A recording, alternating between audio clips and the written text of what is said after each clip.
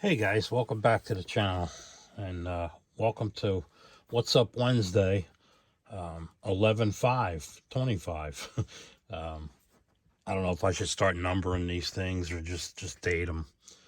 But anyway, again, welcome to What's Up Wednesday. And the first and foremost, I did email Mike the intake. Didn't get a response yet. I'm hoping he's doing okay. I don't know if anybody else has talked to him yet, but haven't seen him on in a while. And last I talked to him, he said he was doing good, and his doctors are working things out. So let's hope for the best and wish him the best. And hopefully we'll see him back soon. And also this morning, going through mail, I got an email back from Dan the Man at 60s Rule Channel. He's doing better. He's actually going to go to Liars, so that's a good thing there. So he must be doing very well. If he's packing, he told me he was packing up the models for the show, and he'd see me there. That's if I can make it. I'm not sure if I can make it yet. But anyway, not much going on this week other than that. I did get some mail call later in the last week and earlier in this week. Tiffany over at Dirt Road Cinderella. I'll get it, Tiff. I'm sorry. Dirt Road Cinderella. She sent me a couple of things. When I put photo etch on my models, I used to just take a toothpick and kind of I would use clear paint, whether it be enamel or lacquer, whichever I was working with. I would dip a toothpick in a little bit of paint and kind of like dab it on a card or something, and just make the tip of the toothpick sticky, just enough to pick that up so I could position it without, having to hold it with tweezers. Some of these parts, are really tiny. But anyway, Tiff's like, I use a diamond point pen, a diamond dot pen. I'm like, the hell is a diamond dot pen? Anyway, she was, the sweetheart that she is. She sent me not one but two. I wish they would have been blue, Tiffany, but pink will work, I'm sure, just as well. Two of these diamond dot pens and three of these little squares of wax. And I have yet to try it, but I'm sure it's much better than what I'm doing. And she also sent me some more stickers, which is cool. I got her sticker. Where is it? It's here somewhere. There she is. But this is brighter. I like it. And I don't know if that one's just faded or what. But anyway, I could use the new stickers, Tiffany. I appreciate that. And she's a couple of buttons for the Alliance of Plastic Model Car Club there. Model Club. There's another one. Pretty cool. And then, of course, the Dirt Road Cinderella button, which is also cool. I got a couple buttons hanging up. A Batmobile. Actually, the Batmobile one is a bottle opener.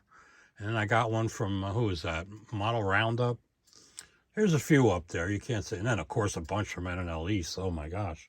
Anyway, thanks again, Tiffany, for that. I really appreciate it. I'm really looking forward to trying that out. And then Josh Reese over at VCG Resins, I got another 427 from him. This one's going to go in the Falcon Ranchero top loader trans with an awesome looking bell housing. You can't get this detail in any kit. I'm sorry, man. It just ain't going to happen. I mean, I really should have been better prepared to show you these.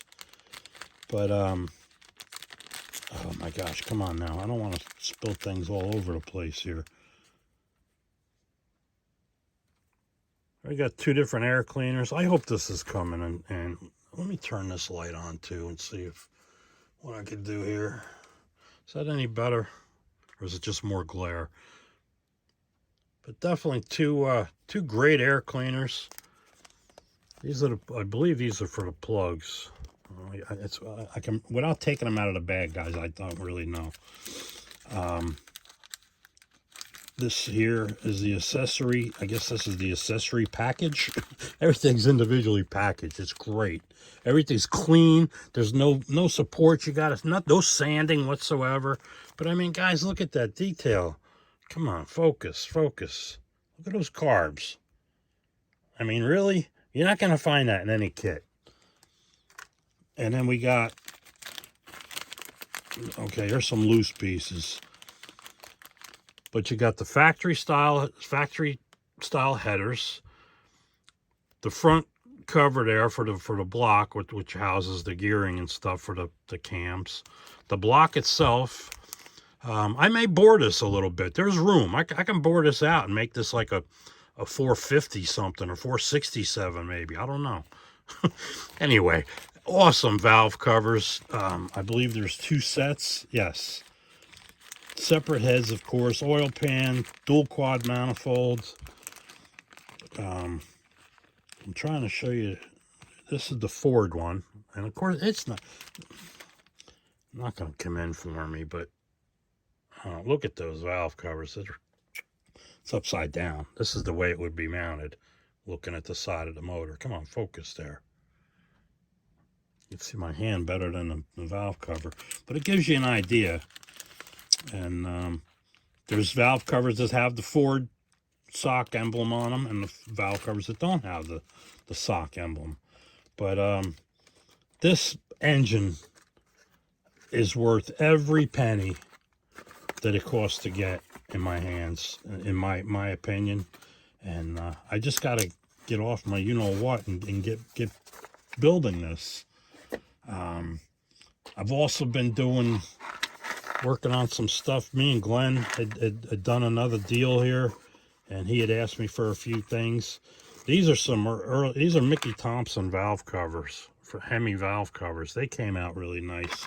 So I'm going to send a bunch of these to Glenn. See if I can. There's one without the breather. And even my I got to get new glasses. Even my glasses, I can't see what I'm doing. And here's the one with the breathers. Pretty cool. He also had asked me if I had any more of those 4-port injectors, 4-port injector hats, I should say. And where are they? They're over here somewhere. So I've been doing these. I'm actually doing another batch right now. I just set up the printer because this part here, if you can see, the one on the right side, on the 4th port, if you will, it's kind of like short, and they're all the same way. And that's because all I did was just auto support them. I should have angled them a little bit, I believe. That's what I did with this batch, and we'll see how that comes out in about an hour or so. What else am I doing? See, I'm doing too much printing now instead of working on models. Anybody have any idea what this is? That's the beak for Woody. There's the body. I should have hollowed this. I didn't realize it was this big. I should have realized. When I first saw the size of the beak, I was like, oh my gosh. Anyway, that's what I'm doing. Another Woody to set on the bench here, or give it to my grandson. I don't know, whoever wants it more, I'll just have to print another one. Where am I at here? That idea I came up with a while back, well, last week, not a while back. Last week I announced it on that group build I was thinking about starting, called Finish It. Got some good replies on it. A lot of guys want to jump in. They said they got just the right model to finish it, and another, because I said, we'll make it a New Year's resolution thing. And but it doesn't have to be on the 1st. I ran it to the 31st of January, but for some reason you don't finish it, you put it back in a box and get to it later, like normal. But anyway, getting back to that, Bill over at Welcome to the Model Car Room, he contacted me, and he said he was thinking the exact same thing, and I kind of just beat him to it. And him and Tom Geiger, who Tom is the president of the Tri-State Model Car Club. That's the club that puts on NNL East. He had a job a while back where he would be off work from Thanksgiving until Christmas. And what a job that must have been, man! I'll tell you. Anyway, that must have been pretty cool. But he had what he called an amnesty, I think, if I'm pronouncing it right, build where you take something out you started and you finish it in that amount of time, which was about roughly 2 months, give or take. And so he's like, hey, you want to collaborate on this and do it together? I'm like, Bill, do it, sure. It's like, I just threw it out there as an idea. So if I do make it to Liars, we're definitely going to talk about it more there. I'm going to give Bill a call later on and talk to him about it on the phone. And we'll see what happens from there on. And then lastly, but not least, John over at Amateur Scale Model Builds. He had asked me if I could take a look at his airbrush for him, and I said, sure, no problem. Got to take better care of the cover there, Bill. No, I'm just kidding you. He had an issue with this leaking, and I know exactly what the problem is.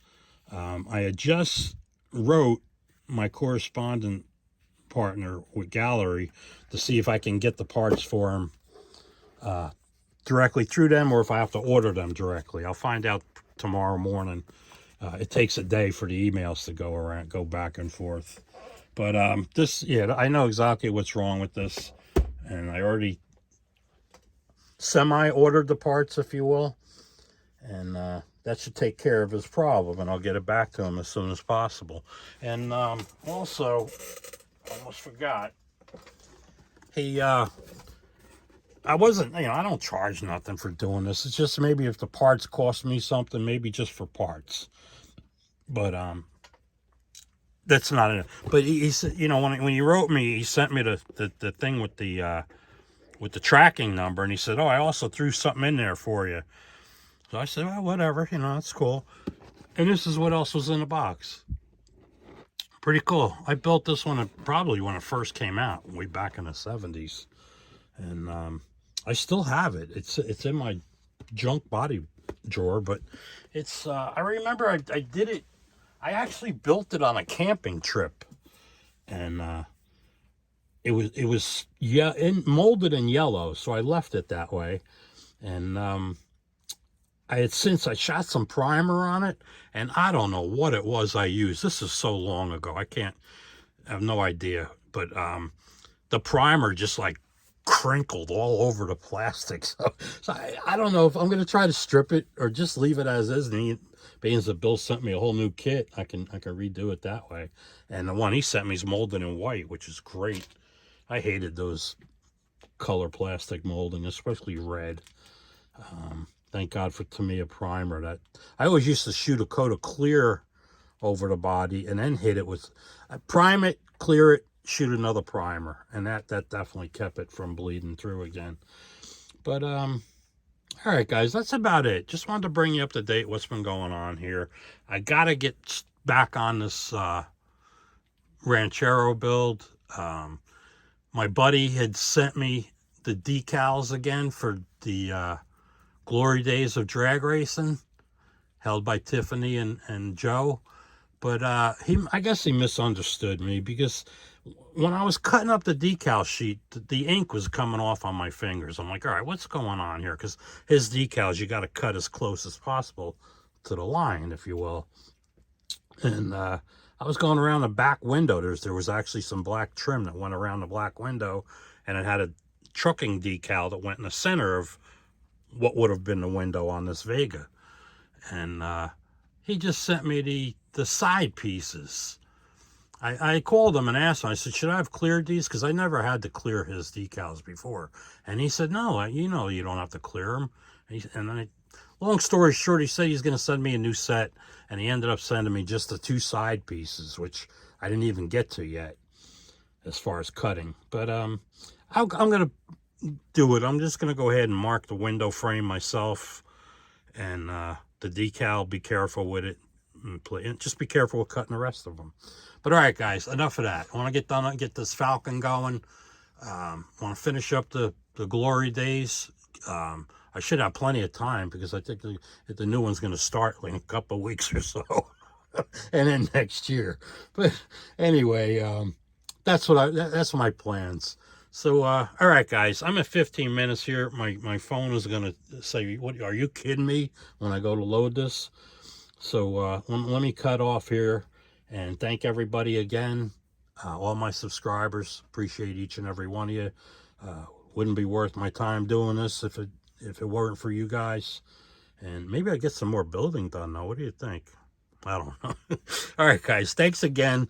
Don't forget to check the description for some discounts for gallery and scale finishes. And we'll catch you at the next video, guys. Take care.